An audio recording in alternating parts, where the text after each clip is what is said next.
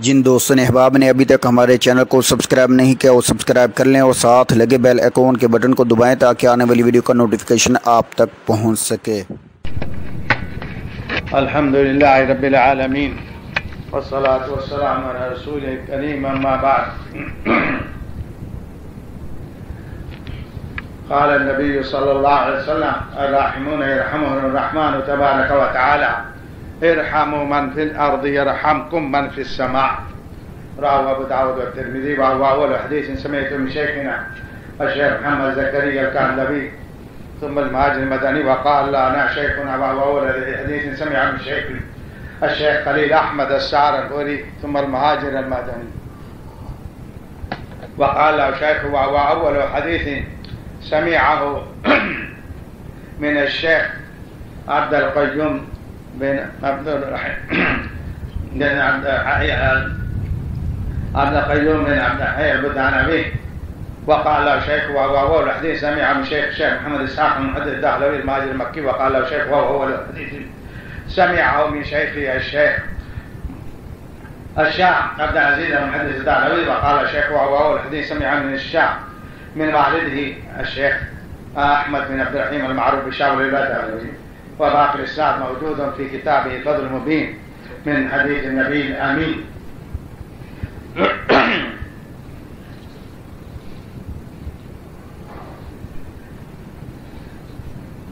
الآن نبدأ بالكتاب أولا بالإسناد وبعدين نبدأ بشرح صحيح البخاري.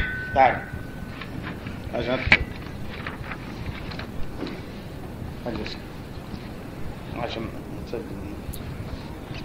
بسم الله الرحمن الرحيم.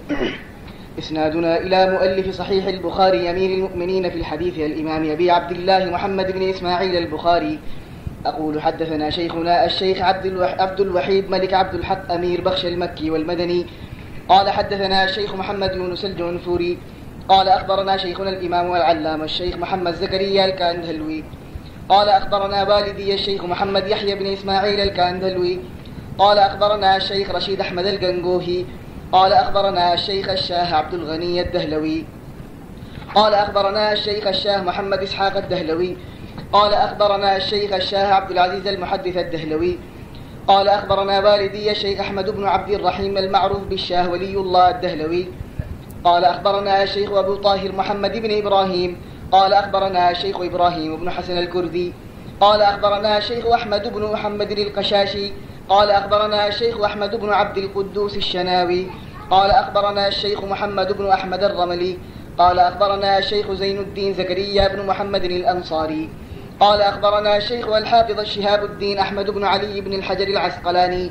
قال أخبرنا الشيخ إبراهيم التنوخي قال أخبرنا الشيخ أحمد بن أبي طالب الحجار قال أخبرنا الشيخ الحسين الزبيدي قال أخبرنا الشيخ أبو الوقت عبد الأول قال أخبرنا الشيخ أبو الحسن عبد الرحمن الداودي قال أخبرنا الشيخ عبد الله السرخسي قال أخبرنا الشيخ أبو عبد الله محمد بن يوسف الفربري قال أخبرنا أمير المؤمنين في الحديث الإمام أبو عبد الله محمد بن إسماعيل البخاري قال حدثني أحمد بن إشكاب قال حدثنا محمد بن فضيل عن عمارة بن القعقاع عن أبي زرعة عن أبي هريرة رضي الله عنه قال قال النبي صلى الله عليه وسلم كلمتان حبيبتان إلى الرحمن خفيفتان على اللسان ثقيلتان في الميزان سبحان الله وبحمده سبحان الله العظيم.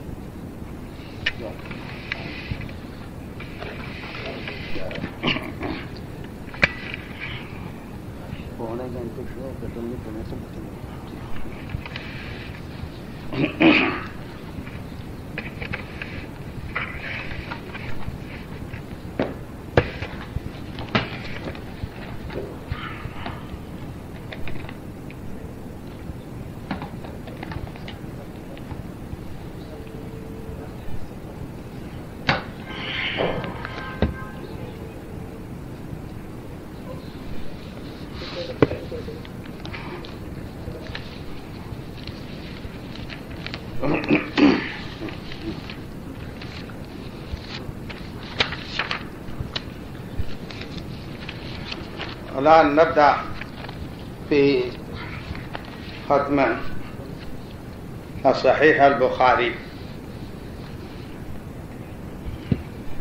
قال الإمام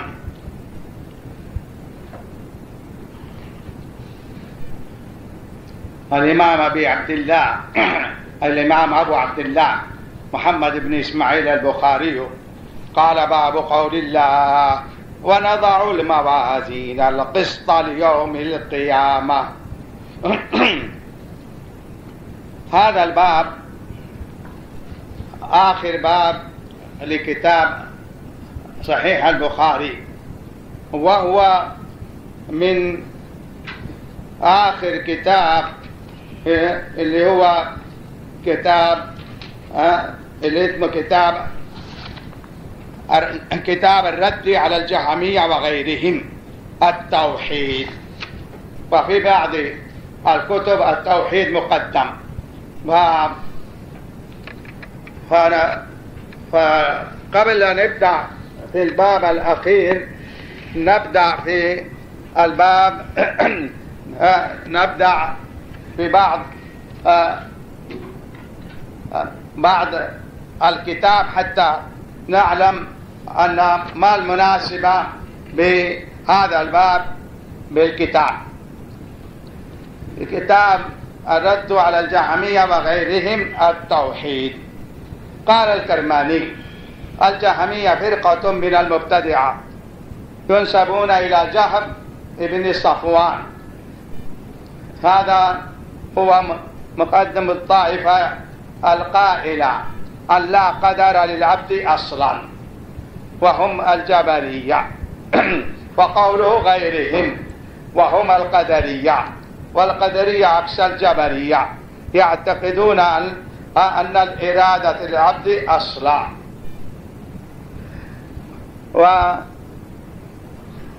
وكل حركاتهم بقدر. وأما الخوارج فتقدم ما يتعلق بهم في كتاب الفتن، وكذا الروافضة تقدم ما يتعلق بهم في كتاب الأحكام. وهؤلاء الفرق الأربعة هم رؤوس البدعة. وسمى المعتزلة أنفسهم أهل العدل، يعني المعتزلة سمى أنفسهم أهل العدل والتوحيد، وعنوا بالتوحيد نفي الصفات الإلهية، لاعتقادهم أن إثبات الصفات الإلهية يستلزم التشبيه، ومن شبه بخلقه أشرك. وهم في النفي موافقون على الجهمية، والجهمية نفس الاعتقاد، ينكرون جميع صفات الله سبحانه وتعالى. وهم فلذا قال غيرهم. أما القدرية يعني لا يؤمنون بالقدر، يقولوا إن الإرادة هو الأصل. وأما الجبرية يعتقدون الواحد ما يقدر يتحرك إلا بقدر، كل شيء بقدر، ما الإرادة ليس لها دخل في الأعمال. وهكذا كل فرقة عكس الثاني، وهذه كلها عقائد باطلة.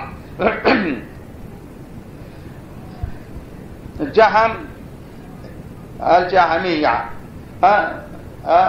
وهذا نسبة إلى جهم ابن صفوان، كان يسكن بالكوفة وكان فصيح اللسان، فلذا كان يسيطر على عقول العامة بكلامه. وأن جهما مرة لقي جعد بن درهم وصاحبه، وكان جعدا هو المؤسس لهذه الفكرة، لأنه جعد ينكر الصفات الإلهية كاملة، وكان يقول: لم يتخذ الله إبراهيم خليلا ولا كلم الله موسى تكليما.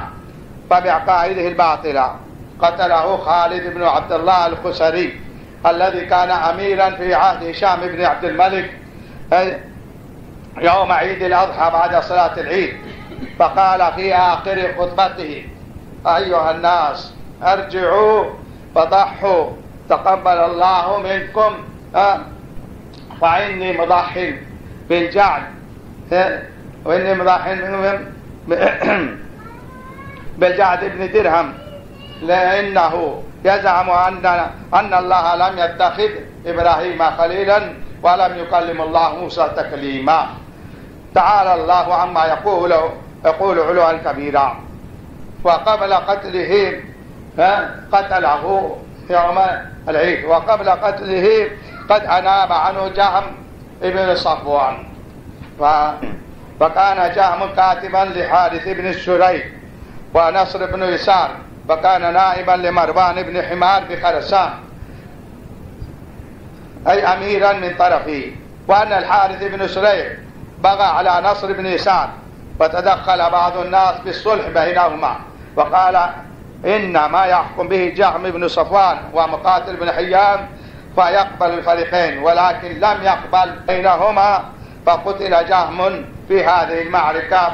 قيل سنة 28 بعد 100 من الهجرة، وقيل 103.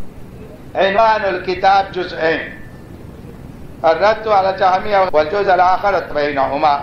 الجواب أن المراد بالتوحيد توحيد أهل السنة والجماعة، فعندما يثبت توحيد على السنة والجماعة ويبطل عن الباب الذي فيه هذا الباب حقنا اللي هو آخر باب قول ونضع الموازين القسط ليوم القيامة. نشرح كلمة فنحن الآن نبدأ بقول الله ونضع الموازين. باب قوله: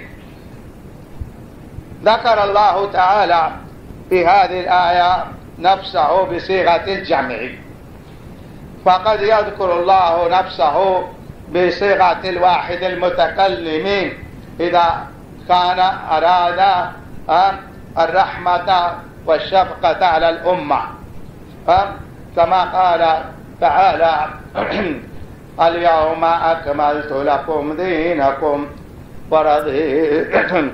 وأتممت عليكم نعمتي ورضيت لكم الإسلام دينا. وأحيانا يذكر بصيغة الجمع في مكانين: عندما يكون يصف كلامه أي كتابه تعالى أي القرآن الكريم، مثلا: إنا أنزلناه قرآنا عربيا لعلكم تعقلون. وأيضا في سورة القدر: أعوذ بالله من الشيطان الرجيم، إنا أنزلناه في ليلة القدر. فهنا لأن كلام الله من عظيم. وأما هنا نضع الموازين، فهنا الله سبحانه وتعالى حيث ذكر يوم القيامة لأنه كان جلال، وفي اليوم يكون الله سبحانه وتعالى في كبريائه وفي جلاله.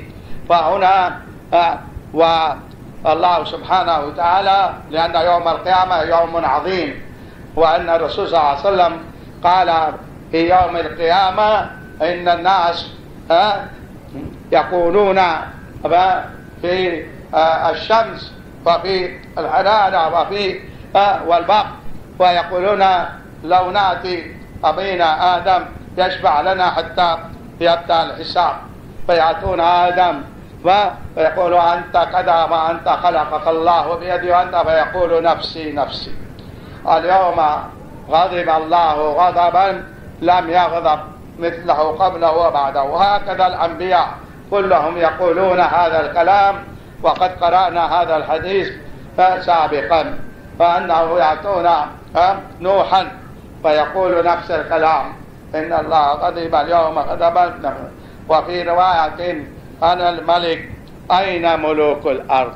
فجلال وعظمة وهيبة الله سبحانه وتعالى وكبريائه، فيذكر هنا في هذا الموقع: ونضع الموازين القسط ليوم القيامة، وذكر بصيغة الجمع لأنه يوم عظيم، ويوم الآخرة يجمع الأولين والآخرين في هذه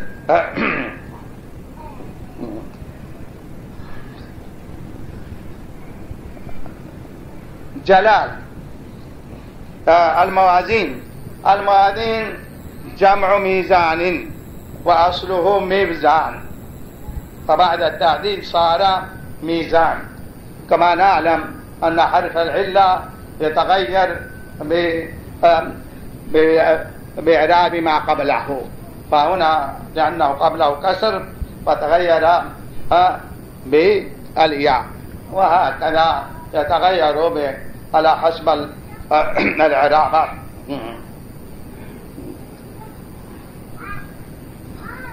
وعقيدة أهل السنة والجماعة: الميزان حق وله كفتان، وعليه إجماع أهل السنة كما ذكره ابن بطال.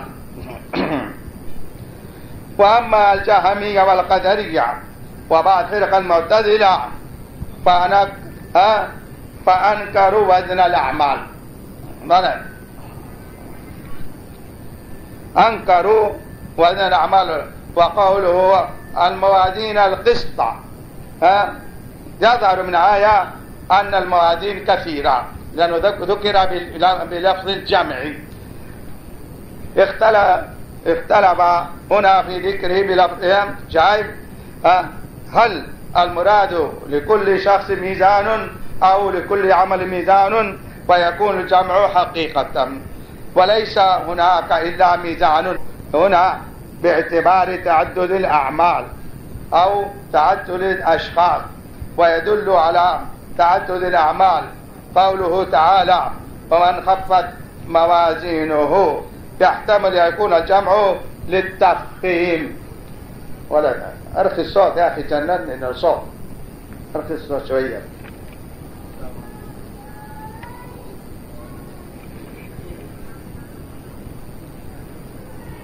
خير. فهنا الموازين اختلف، يقولوا إما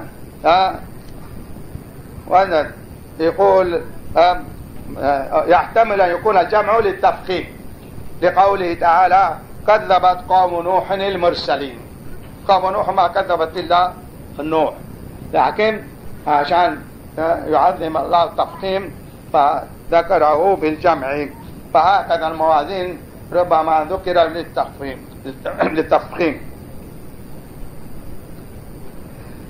والذي يترجح أن الميزان واحد فيرى أكثر العلماء، بدليل قد أخرج ابن شيبة وأحمد في مسنده عن ابن مسعود رضي الله عنه قال: يجاء بالناس يوم القيامة إلى الميزان فيجادلون عنده أشد الجدال.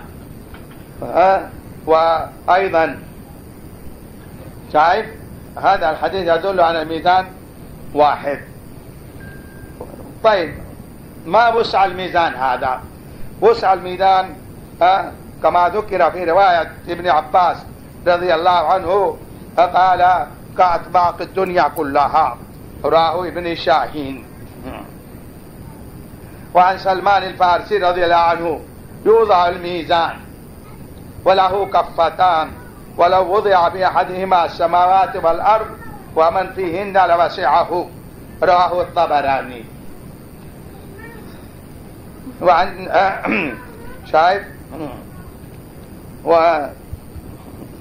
وعن ابن عباس رضي الله عنهما: كأطباق الدنيا كلها، وهو ابن شاهين. وعن سلمان الفارسي رضي الله عنه: يوضع الميزان وله كفتان، ولو وضع في أحدهما السماوات ومن فيهن لوسعه، رواه الطبراني.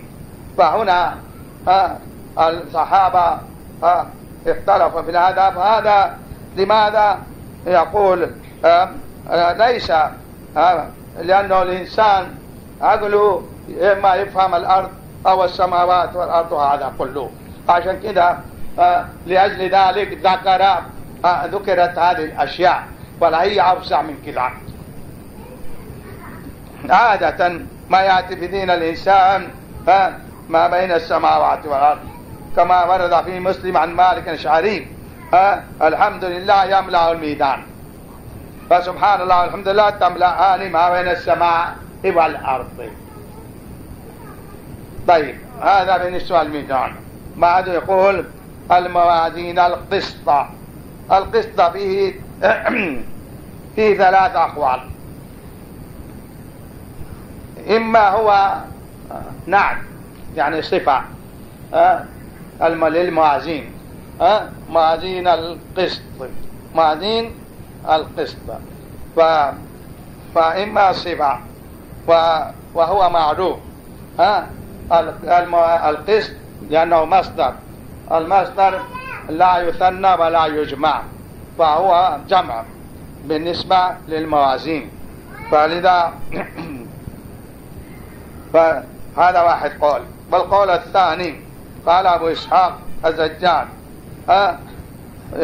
يقول لك هو صفة برضو لكن بحذف المضاف، يعني نضع الموازين ذوات القسط. هذا قول الثالث مفعول لأجله، أي نضع الموازين لأجل القسط. بعده يقول إن أعمال بني لا ليوم القيامة ولد ليوم القيامة. هنا اللام على يوم ليوم القيامة أيضا فيه أيضا ثلاث أقوال، إما للتعليل مع مضاف أي لحساب يوم القيامة، هذا واحد قول. والقول الثاني بمعنى فيه أي نضع الموازين في يوم القيامة، معنى فيه، اللام بمعنى فيه. وهذا كذا جزم ابن قتيبة واختاره مالك. والقول الثالث للتوقيت أي لوقت يوم القيامة. وأن أعمال بني آدم وقولهم يوزن. ماذا يوزن؟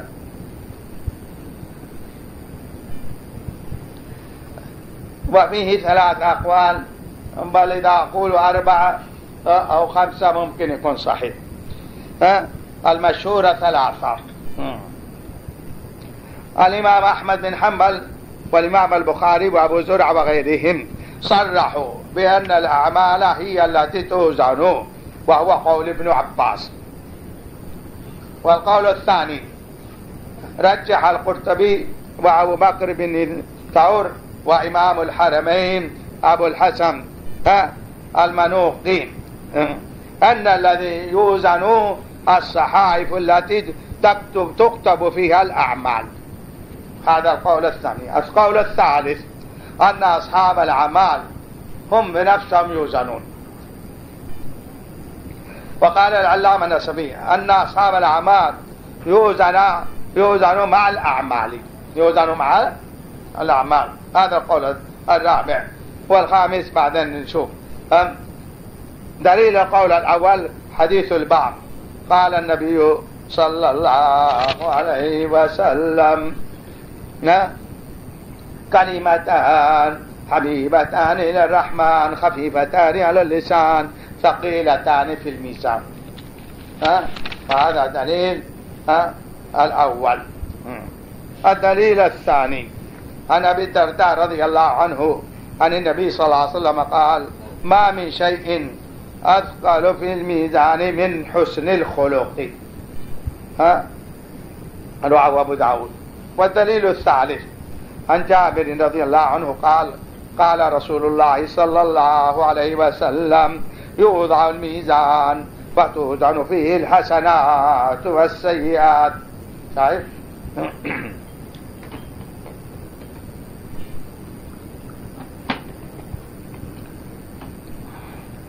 الدليل الرابع: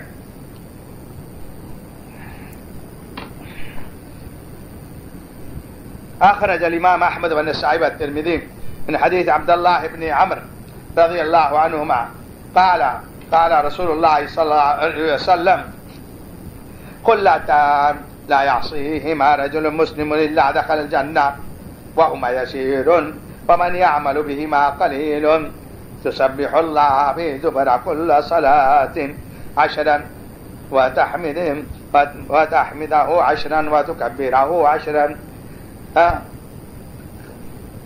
فتلك 50 و100 باللسان، 50 و100 باللسان، و1500 في الميزان. وإذا أخذت مجعك تسبح وتكبره وتحمده 100 فتلك 100 باللسان و1000 بالميزان.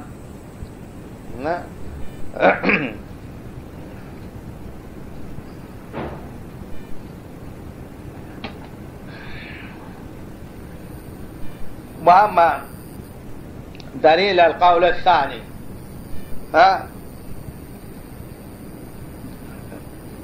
اللي هو أن الصحائف التي تكتب فيها الأعمال كما قال الله تعالى في كتابه: وإن عليكم لحافظين كراما كاتبين يعلمون ما تفعلون. هذا يؤيد هذا القول الثاني. هذا الآية تؤيد القول الثاني.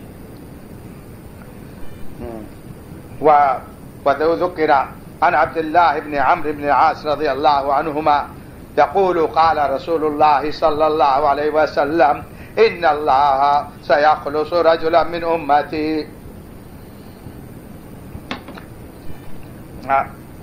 على رؤوس الخلائق يوم القيامة فينشر عليه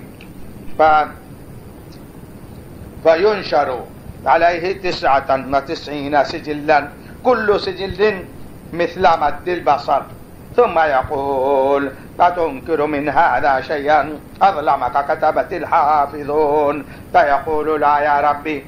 فيقول: أفلك عذر؟ فيقول: لا يا ربي. فيقول: أي الله بلى، إن لك عندنا حسنة، عندنا حسنة، فإنه لا ظلم عليك اليوم. فتخرج بطاقة فيها: أشهد أن لا إله إلا الله وأشهد أن محمد رسول الله. فيقول: أحضر وزنك. فيقول: يا رب ما هذه البطاقة، ما هذه السجلات؟ فقال: إنك لا تظلم. قال: فتوضع السجلات في كفة والبطاقة في كفة، فطاشت السجلات وثقلت البطاقة فلا يثقل مع اسم الله شيء. رواه أحمد الترمذي وابن ماجه والحاكم في مستدركه.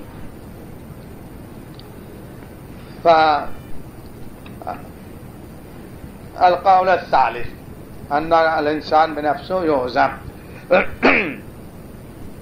عن أم موسى قال: سمعت عليا رضي الله عنه يقول: أمر النبي صلى الله عليه وسلم ابن مسعود فصعد على شجرة أمره أن يأتيه منها بشيء، أي وعندنا في البخاري بسواك. فنظر أصحابه إلى الله بن مسعود حين صعد الشجرة فضحكوا من حموشة ساقيه، طيب من نحف ساقيه.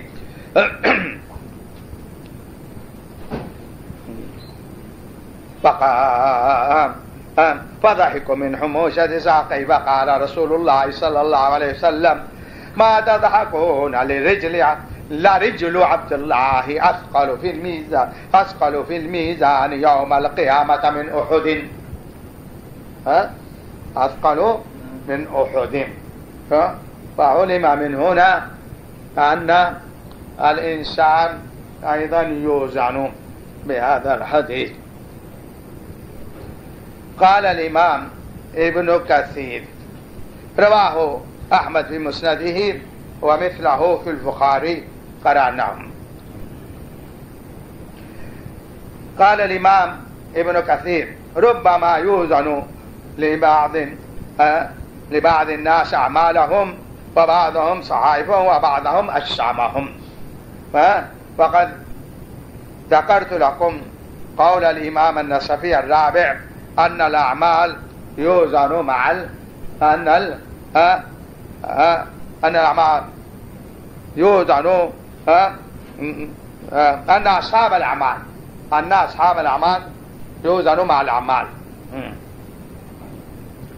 فيمكن أن نجمع بين الأقوال كلها، ولو قلنا أن المراد بوزن أعمال على شكل صحائف، لو يكون الأعمال كلها على شكل صحائف فيمكن الجمع بينهما بالحديث المروي عن عبد الله بن عمرو بن العاص رضي الله عنهما قال قال رسول الله صلى الله عليه وسلم توضع الموازين يوم القيامة فيؤتى بالرجل فيوضع في كفة فيوضع ما أحصى عليه فيوضع ما أحصى عليه في كفة فيتماهل به الميزان. قال يبعث به إلى النار تعرف فإذا أدبر فإذا صاح يصيح من عند الرحمن يقول لا تعجلوا فإنه قد يبقي له، فيؤتى ببطاقة فيها لا إله إلا الله فتوضع مع الرجل في كفة حتى يميل به الميزان. رواه أحمد في مسنده. فإذا جمعنا بهذا الشكل أن الأعمال توزن بشكل صحائف فيكون الجمع أن الشخص أيضا يوزن والله أعلم. هذا ما جاء في بالي ذكرته لكم.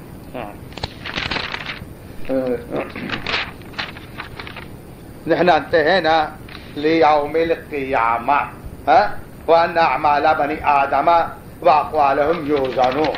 هذا انتهينا منه ما الذي يوزن.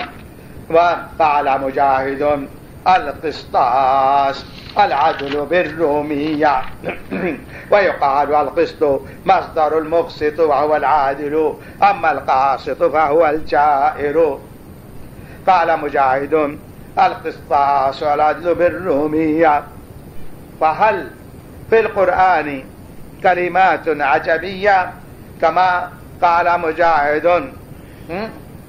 القسطاس العدل بالرومية.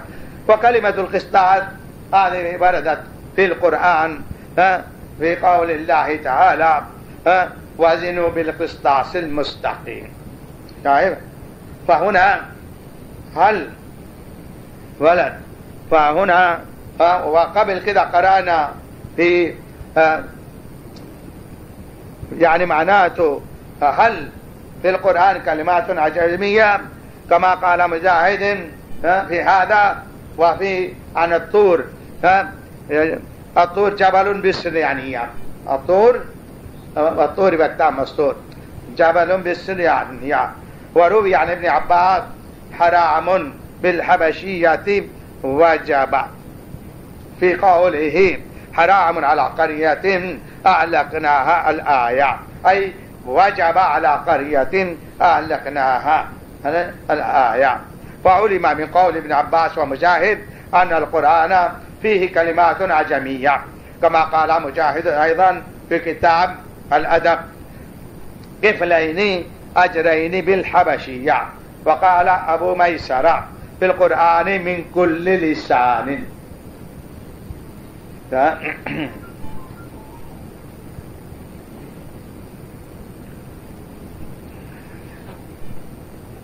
هذا الكلام يعارض من يعارض القرآن لأنه لأنه في القرآن الله سبحانه وتعالى يقول إنا أنزلناه قرآنا عربيا، في كثير آيات فيها قرآنا عربيا. وقال الإمام الشافعي وابن جرير الطبري القرآن كله عربي ليس فيه كلمات عجمية، بدليل الآيات اللي فيها قرآنا عربيا. قال أبو عبيد القاسم لا تعارض بينهما، من قال في القرآن كلمات عجمية نظرا إلى الأصل فقد تعربت شكلا، فلذا كلمات القرآن كلها صارت عربية. مع قوله ويقال القسط مصدر المقسط، القسط مصدر المقسط المقسط كما قال وهو العادل، المقسط بمعنى العادل، كما قال الله تعالى إن الله يحب المقسطين أي العادلين. وهنا وأما القاسط فهو الجائر، فهو من القسط بفتح القاف ولا فهمت؟ القسط العدل، وأما القسط بفتح القاف بمعنى الجور. فهمزة فهنا الهمزة للسلب والإزالة كما في كوكب الدري. يقول الله يقول وبالإسناد المتصل منا إلى آمين من في حديث أبي عبد الله محمد اسماعيل البخاري قال حدثنا أحمد بن إشكاب قال حدثنا محمد بن فضيل عن عمارة بن قعقاع عن أبي زرعة عن أبي هريرة رضي الله عنه قال النبي صلى الله عليه وسلم كلمتان حبيبتان للرحمن خفيفتان على اللسان ثقيلتان في الميزان سبحان الله وبحمده سبحان الله العظيم.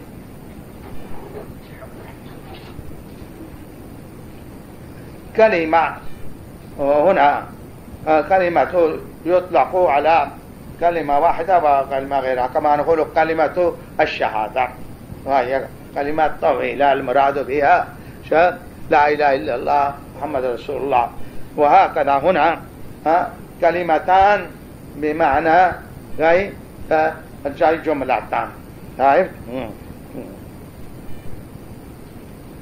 حبيبتان ما معنى هنا أي المحبوبتان إلى الله، والمراد محبوبية قائلها عند الله الذي يقول يحبه الله.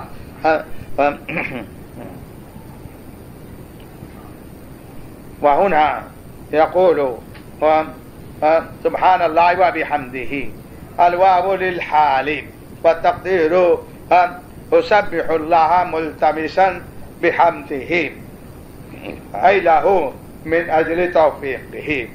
وقيل عاطفة، بعضهم قالوا عاطفة أي أسبح الله وألتبس بحمده. وهذه التسبيح إشارة إلى صفات الجلال، والتحميد إشارة إلى صفات الإكرام. والمعنى يعني أحمد أي أنزه عن جميع النقائص وأحمده بجميع الكمالات ونحو ذلك. ذكر التسبيح ملتمسا بالحمد، ملتمسا بالحمد ليعلم ثبوت الكمال له نفيا وإثباتا، وكرره تأكيدا لأن الاعتناء بشأن التنزيه أكثر من جهة كثرة المخالفين، فلذا جاء في القرآن بعبارات مختلفة. بكلمة سبحان وسبح اسم ربك وهكذا يسبح لله وهكذا. وأما الآن فنتكلم في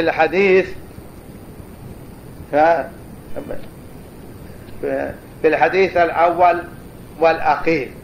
ما مناسبة الكتاب بالحديث الأول بالحديث الأخير؟ مناسبتين في المتن وفي الإسناد. أما في المتن الحديث الأول في مراعاة الآداب اللي ذكر فيها إنما الأعمال بالنيات وإنما لامرئ ما نوى. واهتم في الحديث الأخير الاقتدام على التسبيح ترغيبا منه على كفارة المجلس.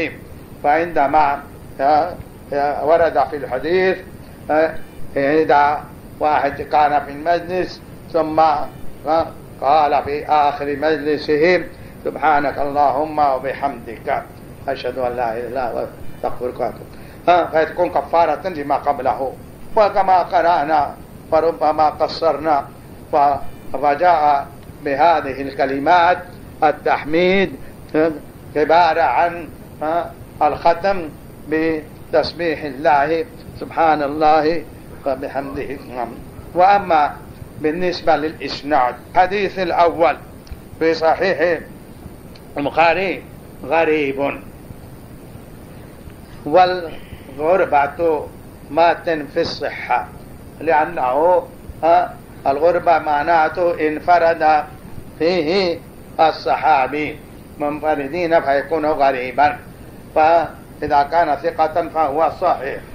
والغربة في الأول وذكر في حديث الأول الغريب حديث الغريب. قال حدثنا حميدي عن قال حدثنا سفيان قال حدثنا يحيى بن سعيد الأنصاري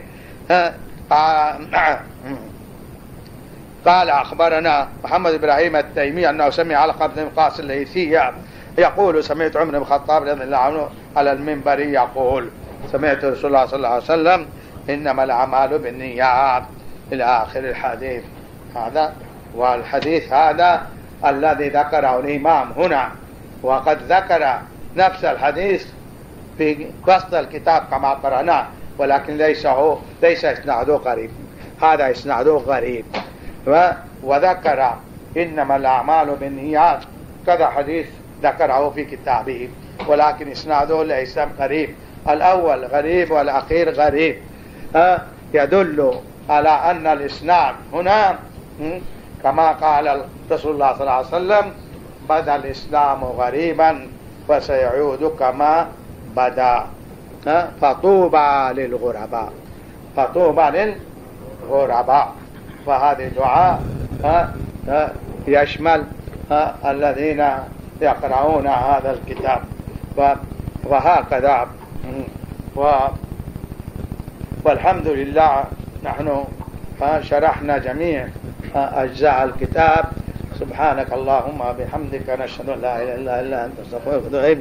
والحمد لله رب العالمين وصلى الله وسلم على سيدنا محمد وعلى آله وأصحابه أجمعين. ما شاء الله.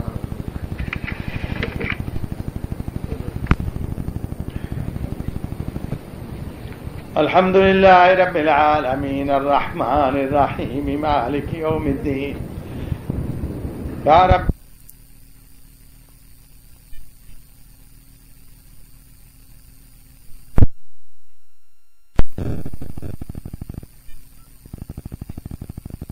حامدنا وبمحمد صلى الله عليه وسلم نبيا ورسولا.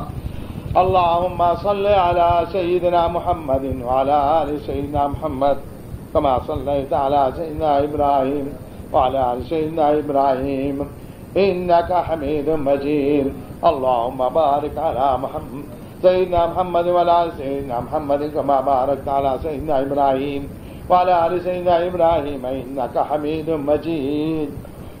اللهم صل صلاة كاملة وسلم سلاما تاما على سيدنا محمد الذي تنحل به العقد وتنفرج به الكرب وتقضى به الحوائج وتنال به الرغائب وحسن الخواتم ويستسقى الغمام بوجهه الكريم وعلى آله وصحبه بكل لمحة ونفس بعدد كل معلوم لك. اللهم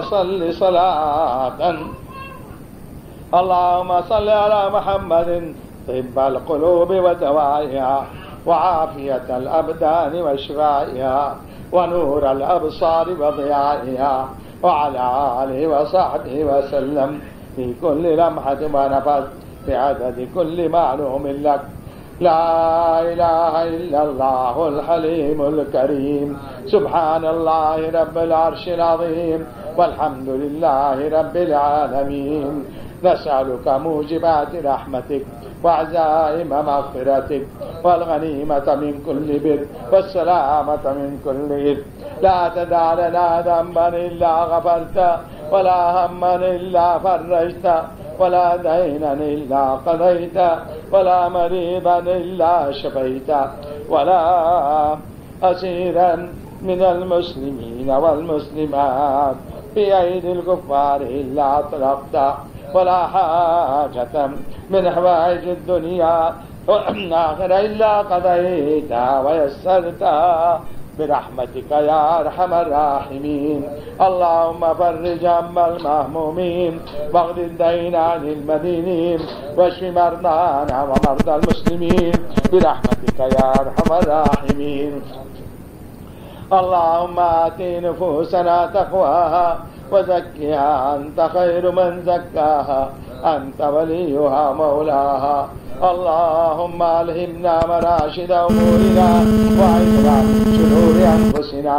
اللهم حبب إلينا الإيمان وزينه في قلوبنا وكره إلينا الكفر والفسوق والعصيان واجعلنا من الراشدين برحمتك يا أرحم الراحمين. اللهم اقسم لنا من خشيتك ما تحول به بيننا وبين معاصيك ومن طاعتك ما تبلغنا به جنتك ومن اليقين ما تهون به علينا مصائب الدنيا ومتعنا اللهم بأسماعنا وأبصارنا وقواتنا أبدا ما أحييتنا واجعل الوارث منا واجعل ثارنا على من ظلمنا وانصرنا على من عادانا ولا تجعل مصيبتنا في ديننا ولا تجعل الدنيا أكبر همنا ولا مبلغ علمنا ولا تسلط علينا بذنوبنا من لا يخافك ولا يرحمنا. اللهم إنا نسألك من الخير كله عاجل وآجل علمنا منه وما لم نعلم ونعوذ بك من الشر كله عاجل وآجل علمنا منه وما لم نعلم. اللهم إنا نسألك الجنة ونعيمها وما قرب إليها من قول وعمل ونعوذ بك من النار وجحيمها وما قرب إليها من قول وعمل. اللهم إنا نعوذ بك من ترك الشقاء وسوء القضاء وشماتة الأعداء. اللهم إنا نعوذ برضاك من سخطك وبمعافاتك من عقوبتك وبك منك لا نحصي ثناء عليك أنت كما أثنيت على نفسك. اللهم اهدنا وسددنا. اللهم إنا نعوذ بك من فتنة القبر ومن عذاب القبر ومن فتنة المحيا والممات ومن فتنة المسيح الدجال. اللهم اهدنا لأحسن الأخلاق ولا يهدي لأحسنها إلا أنت واصرف عنا سيئها فإنه لا يصرف عن سيئها إلا أنت. اللهم ربنا هب لنا من أزواجنا وذرياتنا قرة أعين واجعلنا للمتقين إماما. ربنا اللهم إنا على ذكرك وشكرك وحسن عبادتك. الله ربنا آتنا في الدنيا حسنة وفي الآخرة حسنة وقنا عذاب النار. ربنا لا تزغ قلوبنا بعد إذ هديتنا وهب لنا من لدنك رحمة إنك أنت الوهاب. اللهم إنا عبيدك وبنو عبيدك وبنو إمائك نواسينا بيدك ماض فينا حكمك عدل فيك. نسألك بكل اسم هو لك سميته به نفسك أو علمته أحدا من خلقك أو استأثرت به في علم الغيب عندك أن تجعل القرآن العظيم نور صدورنا وجلاء أحزاننا وذهاب همومنا وغمومنا. اللهم اشف مرضانا ومرضى المسلمين. اللهم اشف بناتنا الريبة وأمامة وسلوى. اللهم اشفينا شفاء من عندك شفاء لا يغادر سقما وارزقهم الصحة والقوة والعافية. اللهم اشف اللهم اشف أم محمد يا اللهم اشفها. اللهم اشفها شفاء من عندك شفاء لا يغادر سقما. اللهم أنت الشافي لا شفاء إلا شفاءك شفاء لا يغادر سقما. اللهم حبب إلينا اللهم ألف بين قلوب المسلمين وألف بين قلوبهم. اللهم ألف بين قلوبنا وأصلح ذات بيننا وانصرنا على عدوك وعدونا. اللهم اخذل الكفرة واليهود والنصارى والمشركين وسمية روافض المفسدين وجميع أعداء الدين. اللهم عليك بأمريكا وأعوانا. اللهم عليك أنه فرعون هذه الأمة جعل أهلها شيعا يذيق بأسهم بأس بعض. اللهم أغرقهم كما أغرقت فرعون. اللهم أغرقهم. اللهم دمر قواتهم تدميرا. اللهم شتت ولاياته تشتيتا. اللهم إنك على كل شيء قدير. اللهم إنا مودي المودي بالهند. اللهم أفسد بأرض المسلمين الهند. اللهم يقتلون المسلمون. اللهم احصهم عددا واقتلهم بددا ولا تفلت منهم احدا. اللهم انهم ظالمون.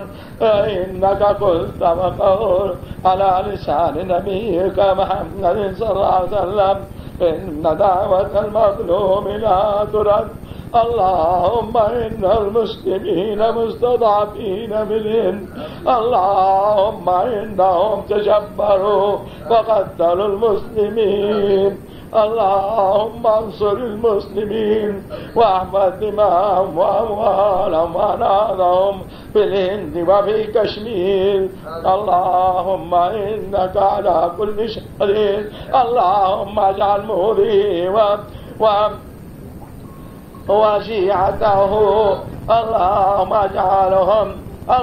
اجعلهم عبرة للعالمين. اللهم عليك بهم. اللهم أرنا بهم قدرتك يا أرحم الراحمين. اللهم إنا برما ظلموا المسلمين. اللهم عليك وقتلوهم. اللهم عليك بهم. اللهم احفظ دماء المسلمين المستضعفين في كل مكان. اللهم احفظ دماءهم وأموالهم وأعراضهم اللهم يسر الأنظمة في هذه البلاد. اللهم يسر الأمور كلها. اللهم بلادك بلاد الحرمين يسر الأمور كلها. اللهم يا حنان يا منان يا بديع السماوات والأرض يا حي يا قيوم تقبل دعانا. اللهم إنا نسألك بأنك أنت الله الأحد الصمد الذي لم يلد ولم يولد أن تقبل جميع دعانا. اللهم إن هؤلاء العلماء الذين تخرجوا مننا اللهم وفقهم لما تحب وترضى. اللهم اجعل من الذين يتبعون القول الذين يسمعون القول ويتبعون أحسنا. اللهم أنهم قرأوا أحاديث حبيبك محمد صلى الله عليه وسلم. اللهم وفقهم في اتباع ما قرأوا. اللهم اجعلهم هداة مهديين. اللهم تقبل منا إنك أنت السميع العليم وتب علينا إنك أنت التواب الرحيم. وصل اللهم وسلم على سيدنا محمد وعلى آله وصحبه وسلم وبارك وسلم تسليما كثيرا. जिन दोस्तों ने अहबाब ने अभी तक हमारे चैनल को सब्सक्राइब नहीं किया वो सब्सक्राइब कर लें और साथ लगे बेल आइकॉन के बटन को दबाएं ताकि आने वाली वीडियो का नोटिफिकेशन आप तक पहुंच सके।